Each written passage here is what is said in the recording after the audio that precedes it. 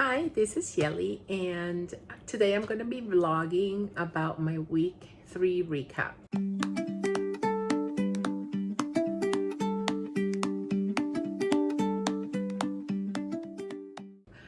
I don't think I did a week 2 recap. I just went in here and there.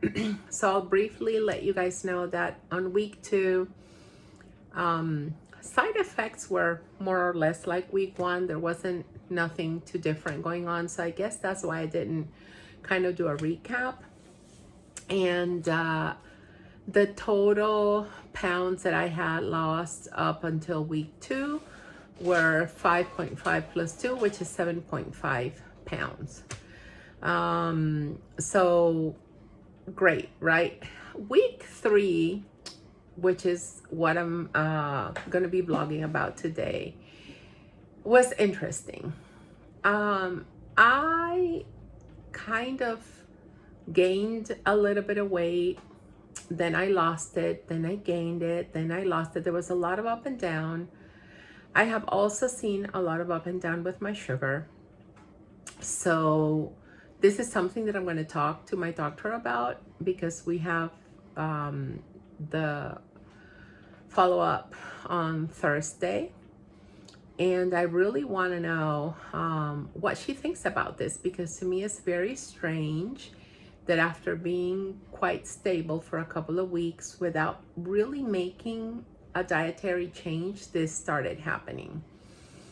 And if anything, on week 1 and week 2, I did eat some carbs that kind of skyrocketed my sugar, but like this week has been the most particular one of all. So what has kind of happened? Again, on day 2 of week 3 of my 3rd injection, because today is the day for my 4th injection. So on day 2 after my 3rd injection, I did feel dizzy again. On day 1, I did not. And it was weird because I did feel hungry a couple of days on the first days, which typically it's the contrary. But then again, so Tuesday and Wednesday, I felt hungry. Tuesday and Wednesday, I felt hungry, which were the first 2 days of the shot. Then on Thursday, like my hunger went kind of back to how it was with Mounjaro. Very strange. I have no real explanation for this, so I'm just gonna see what my doctor has to say about it. And I'm just looking down just to make sure that I'm not missing any symptoms. And on Wednesday morning, so my injections are on Monday evening, so day 1 basically of the 3rd injection is Tuesday, and then day 2 is Wednesday. I felt dizzy, but then Tuesday and Wednesday I was very hungry, and then on Thursday that went back down to not being that hungry. Looking back at everything, I can also see that I don't think I was eating enough protein. So that is definitely something that I need to work on. I did have some here and there, but I don't think I'm having enough protein. So that is something that I definitely need to update. Also on Tuesday, which was day 1 after the shot, I was not dizzy, but I had like a very sensitive gag reflex. So even if I was coughing too much, it was kind of like my gag reflex got activated, which was really strange. But I have been very active, even though some days I go to bed late and I'm waking up early. I'm still active throughout the day. Usually it used to be that I would be dragging myself all over when this happened, but it hasn't happened. And last night our power went off and I had something inside the house beeping. I don't know what it was, and it was beeping and beeping and beeping. So I got woken up around 5 a.m. and I've been up since 5, and it's already 2:43 p.m. and I'm fine. I don't need a nap. I'm active. I'm still going about my day normally. I do feel a little bit tired, but it is to be expected, right? if I'm typically waking up at 7:30, I woke up 2.5 hours earlier today. So it's the equivalent of a 5 p.m. for me. And not to mention that the days before, there was one day that I went to bed at 2. So I've really been, so I don't want to say that I've been experiencing insomnia, because it's not that either, but it's delaying the time that I go to bed for some reason. Like, I can see maybe that's an effect of the sugar being more stable. I don't know. But like I said, these days has been crazy. Now, I'm just checking my notes to make sure I'm not missing anything. So I also had a light headache on Thursday, and my head was kind of a little bit lightheaded. But then also on Thursday, I did go to bed at 11. I did wake up at 7:30 that day and went to bed at 11. So I slept better. I was very active as well. So some days I sleep better, go to bed a little bit earlier, others not. It kind of fluctuates a little bit. I do have to pay attention, and I've started writing down what time I wake up and what time I go to bed. So I've started also recording that, just to kind of see it, if it has anything or if it has a relation to when I take my shot. I'm just curious about that, right? So then on Friday, I woke up at 7:30 a.m. again. So I slept I went to bed at 11, but I didn't fall asleep at 11. I think it must have been closer to 12, but I think I slept a full 8 hours. And I didn't have any type of side effects in the morning. Morning was all fine. I wasn't hungry either. So Thursday and Friday, I wasn't really hungry, to the point that I had breakfast. I'll tell you what time it was. I had coffee at 9 a.m. So around 11:30, I kind of had some breakfast, which was kind of late breakfast, if you will. And then I went out to run errands, and we went to allergy shots. So we got out of allergy shots, we went to Target. So I was also walking more, being more active, because we walked inside Target and we walked to and from the allergy shots. And I've told you guys that my life is very sedentary because I have issues with my knees. So I'm not very active, which I'm trying to be. And that is why, instead of like doing online orders, I'm going in person to the stores, and I'm walking inside my house because the heat just doesn't allow me to walk. So I just can't. I would faint if I go out and walk in this heat. But inside my house, like, I've been doing walks as well. So anyway, I wasn't hungry, right? So it's 3:48 p.m. and we stopped by Chick-fil-A, and I ordered a salad because I wanted to do the right thing. I didn't want to put bread in my body. And even though that chicken from the salad has a breading, I don't like chicken. So it has to be a certain way for me to tolerate it. And I can only eat it like right there and then. Like, if it's leftovers, I just won't. Like, once they cool and reheat, the gaminess of it, I can't eat it. So I ate half of it because I wasn't really that hungry. Like, I was full. By half of the salad, I was full. So I did try to eat the whole egg. I did eat like half of the chicken and half of the vegetables that were in the salad. We go into Costco. I almost fainted at Costco. And if you haven't watched that video, go ahead and watch it.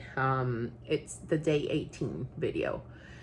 I'm not going to go into the story again, but I did take some fast-acting glucose tablets, which then spiked my sugar up all the way to a very high level. And my sugar didn't really drop into hypoglycemia, but it dropped so fast that I was feeling clammy, I was feeling shaky, I was not feeling well, and I was feeling like I was about to faint. Also, that also happens to me when my blood pressure drops, but it was, I highly doubt that it was related to blood pressure, because it was the sugar. Even the meter was telling me that the sugar was dropping too fast. And as soon as I took the fast acting glucose and it started going up, I started like I didn't feel like I was fainting anymore. So it was sugar related. I woke up at 7:30 that day, went to bed at 8:20 p.m. But I do have to say that after that day where I had that crazy down and up with sugar, my sugar has been all over the place. So that is, again, something that I'm going to bring up with my doctor. So I'm super glad and happy that I journal everything so that I can really have this information, right? And contrast it with my glucose meter as well. And of course, then I have another notebook where I write all the questions that I'm going to have for my doctor and or the diabetes educator. I sometimes say diabetes specialist is a diabetes educator because my doctor is an endocrinologist who specializes in diabetes. But then there's also in the whole, you know, package deal that I'm doing, there's a nutritionist and a diabetes educator. So I've got all that. I'm kind of covered, which is wonderful. I at least appreciate that my insurance covers all that for me. And my copay is not really, it's a very reasonable, decent, low copay. On Saturday, I woke up at 9:30 a.m. because even though I did go to bed and I wrote it down that it was 11:20 p.m., I really didn't fall asleep until 2.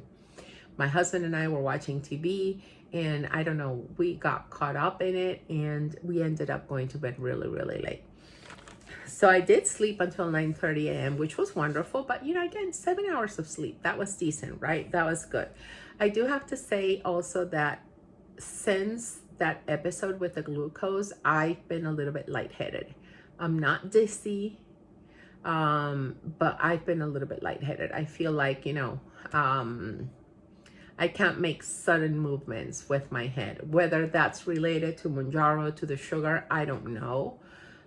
Sometimes I've had, you know, that issue with the crystals, what is it called? Vertigo. Sometimes I've had very mild cases of vertigo. So I don't know, it might be that. I'm going to have to ask the person that does my procedure for that to put the crystals back in, to do that, just to make sure that it's not that and that it does have to do with Mounjaro. So I was not hungry on Saturday either. And I did feel dizzy here and there.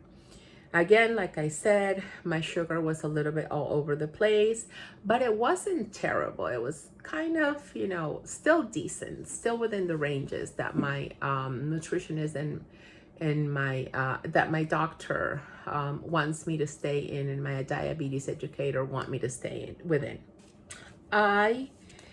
Come Sunday, which is yesterday, is the day before the shot, which technically today is the day before the shot because I take it at night. But on Sunday, I was feeling a little bit hungrier, but it wasn't hungry that I wanted to eat whatever. It was more that I could feel hunger, right? Because when I'm on Mounjaro, I am not really feeling hungry.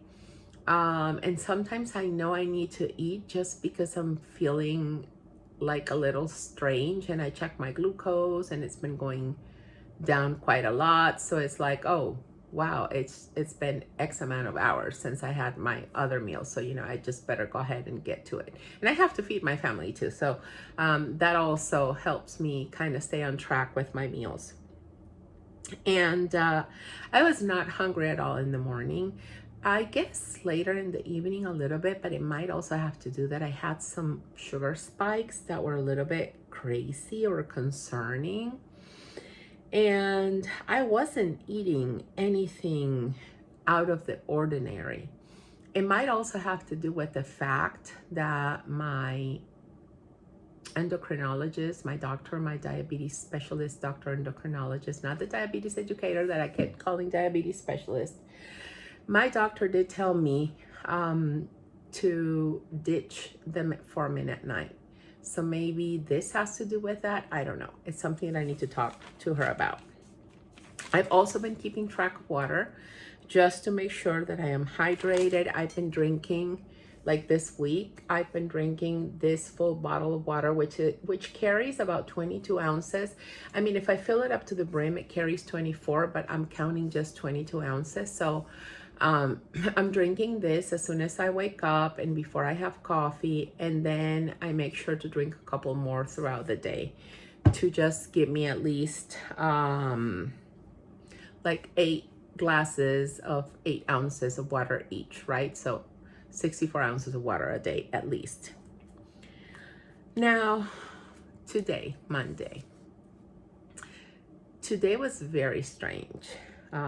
I have been purchasing full whole milk yogurt, like whole yogurt, because one thing that I learned when I was doing keto is that if I take my carbohydrates at the end of the meal, and I start with my vegetables and my protein, that helps the spike not just go completely up.